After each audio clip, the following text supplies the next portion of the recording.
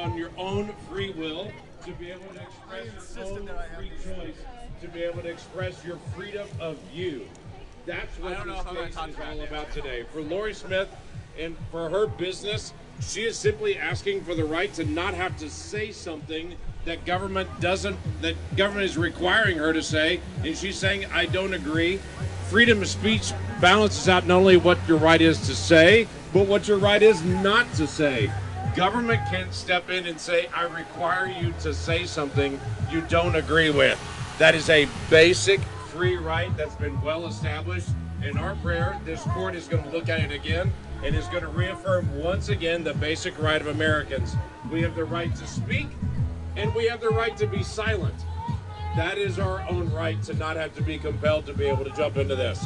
So that's what we're looking for today. I'm grateful for all of you coming out from all points of view to be able to demonstrate why this is an American right. In many nations around the world, including in Iran today, they could not gather in a gathering like this. There could not be these separate points of view in Iran today. But there is in the United States of America, because in the United States of America, we protect the right to assemble, to petition, to speak, and to be silent. That is our rights as American, and that's what this case is about today. So we look forward to hearing the results of this case, to hearing the oral arguments. But I just want to say on this cold Washington, D.C. morning, thank you for coming out. Thanks for being a part of speaking freely in a nation that's all about free speech. God bless you all. Free speech for all. Free speech for all. Free speech for all. Thank you so much, Senator Langford. And he brings up a great point. I get to stand here in the United States of America as a woman, speaking freely, living freely. That is not a right that many women have around the world, especially in Iran right now. And I want to take a moment. We have that right because of the great veterans and military who have served our country to protect our rights. If you're a veteran, raise your hand, please. All right, thank you so much for standing for that right. Well, speaking of the freedom of women in this country, our next speaker is Peggy Nance. She's the president and CEO of Concerned Women for America, the largest public policy organization for women in the nation. Please help me welcome Peggy Nance. I'm hearing you there. For sure. Hey, good morning. Wonderful, wonderful. Just wanted to get Isn't it great to be in the free nation where you can speak your mind without fear? And don't you love it when people make your point for you? We're the people that believe in free speech. We welcome every idea because we think that's how we get to the bottom of things. That's how we create unity and agreement, is by having a free and open conversation. We're not afraid of the conversation. Are you afraid of the conversation? I think you are. And so here's the thing. I'm Peggy Nance. I'm the CEO and president of Concerned Women for America, the nation's largest public policy women's organization. I represent hundreds and thousands of women, and we stand today with Lorie Smith, fighting for her First Amendment rights. Women who are leaders in their community, many of them business owners who stand up for what they believe, stand here with us today. We're here to remind the justices of the disastrous implications of allowing the government to dictate speech. We live in a country where citizens are free to live and work and interact with each other in matters of faith freely. Our faith isn't something that we put aside only through the week and we take out on Sundays. It impacts every day of our lives, or it should. The government should not interfere with those beliefs by forcing citizens to violate the dictates of their conscience. Not every Christian business owner agrees with the stance of Lorie, and we respect any of those positions. But the beauty of our Constitution is that all, whether they agree or disagree, should be able to live according to the dictates of their conscience. Now last week, I don't know if we've had Victoria Cobb here, but last week in Richmond, Virginia, Metzger's and butchery refused service to Family Foundation of Virginia. And that's okay. If they don't want their business, that's fine. But we expect the ability to freely live out our faith just like that restaurant did. Freedom of speech is essential to liberty in a pluralistic society, and it benefits all of us, regardless of religion or political preference. The First Amendment not only prohibits government suppression of speech, but also prohibits government from forcing citizens to speak. This is precisely what Colorado is attempting to do here. And it's not the first time. We, of course, know it tried to do it to Jack Phillips. And after the Supreme Court slapped them down, it continues to try to force its message on citizens in order to force a obey a particular message. Women have a long history of fighting for their rights in many areas. Christian women have been particularly powerful voices in civil society. Even before we obtained the right to vote, we were free to advocate our beliefs, and we fought tooth and nail for those rights. We continue to fight for our rights today, and we're not going to stop. We're never going to stop. We have a right to live out our beliefs every day of our lives. We love every single person. As believers, we will bring you into our homes. We will care for the least of these, but we will not convey a message that violates our consciences. You can't make us. And we will stand here on behalf of Lorie or a cake baker or any person or a chef in Richmond, Virginia. You have the right to live out your beliefs freely without coercion. And that's why we're here today. So thank you all. God bless you, and God bless America. All right. Free speech for all. Free speech for all. Free speech for all. Free speech for all. And that is a beautiful thing about America. When we say free speech for all, it's for someone, if they're LGBT, whether they're Christian, Muslim, atheist, everyone has the right to speak or not speak according to their convictions, to create or not create according to their convictions. That's why I'm so honored to introduce our next guest, Ishmael Royer. He serves as the Director of Islam and Religious Freedom Action for the Religious Freedom Institute, a Washington, D.C. based nonprofit that supports religious freedom for everyone.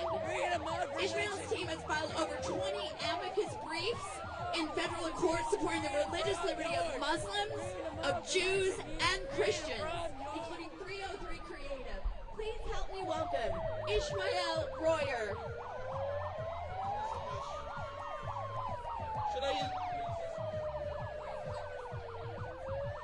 Bismillahirrahmanirrahim. In the name of God, the most gracious, most merciful.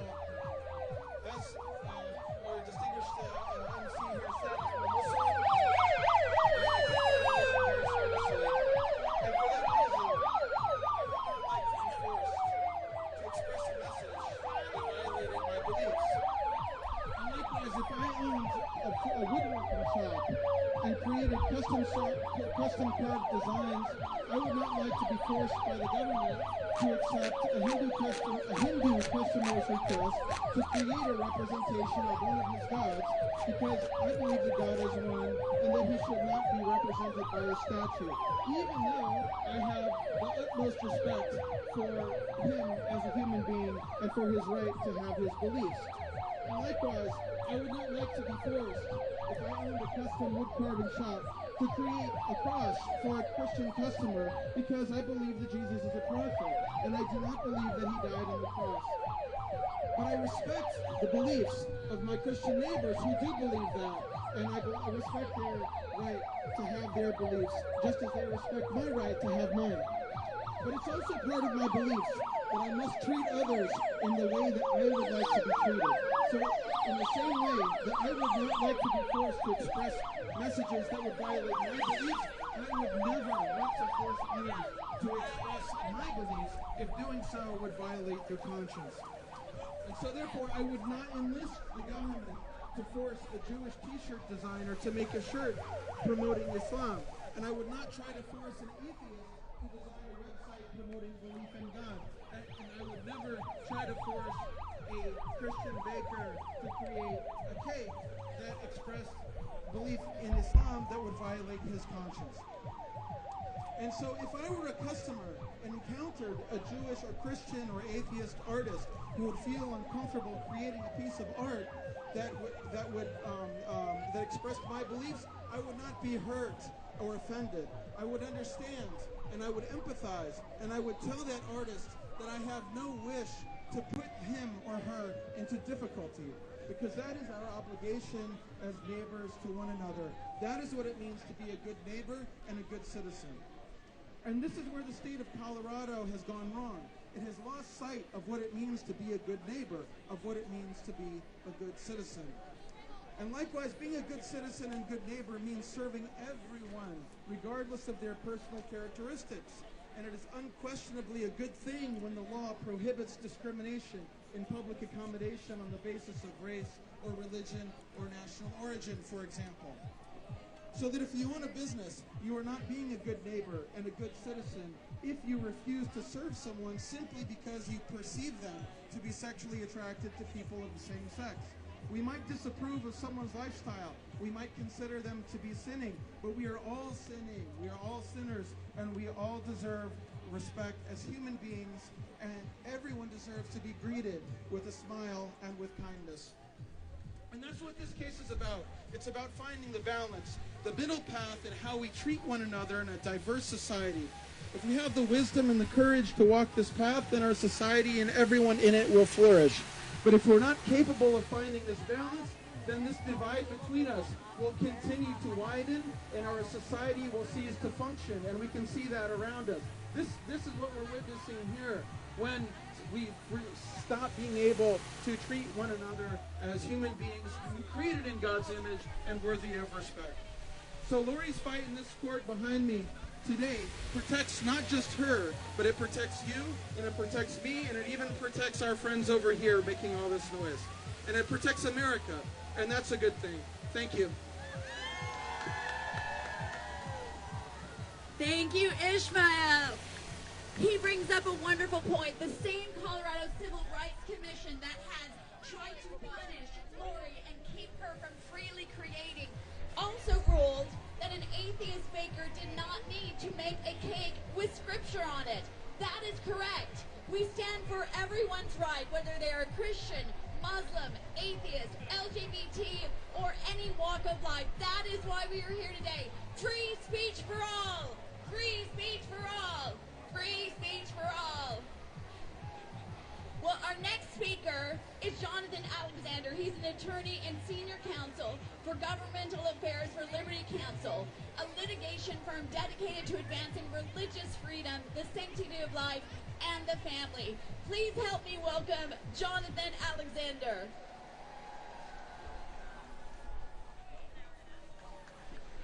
Well, good morning. Good morning. I'm Jonathan Alexander. As stated, I'm Senior Counsel for Governmental Affairs for Liberty Counsel.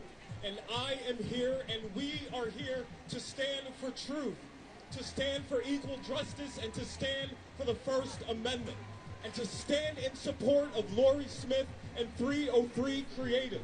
Stand for her right to live freely. Stand for her right to work freely. Stand for her right to speak freely. And to stand for her right to create freely. We are here for you, Lorie. Sadly, we have to do this far too often.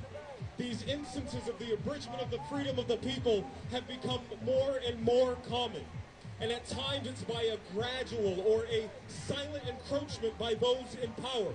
But here with Lorie, it was a sudden seize, an order coming from Colorado saying that they could compel her speech. But that is wrong. You cannot compel her speech. You cannot compel her and force her to create and to emotively convey a presentation that runs contrary to her convictions and to her beliefs. That is wrong. You cannot handle Lorie.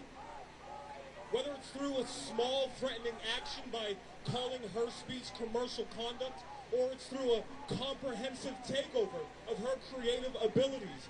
In any instance, government is wrong, whether it's contained or comprehensive, whether it's gradual or grand, whether they tell her that she should speak or tell her that she must remain silent. Her creativity belongs to her God and not to government. Government, you can't handle Lorie. Government, where were you when she was working on her craft? Government, where were you when she was up at night pouring countless hours into her art? Government, where were you when she was making her graphic design ability stand out among the rest? Government, where were you when she channeled her passions and she channeled her emotions toward this goal? Government, where were you when she sought out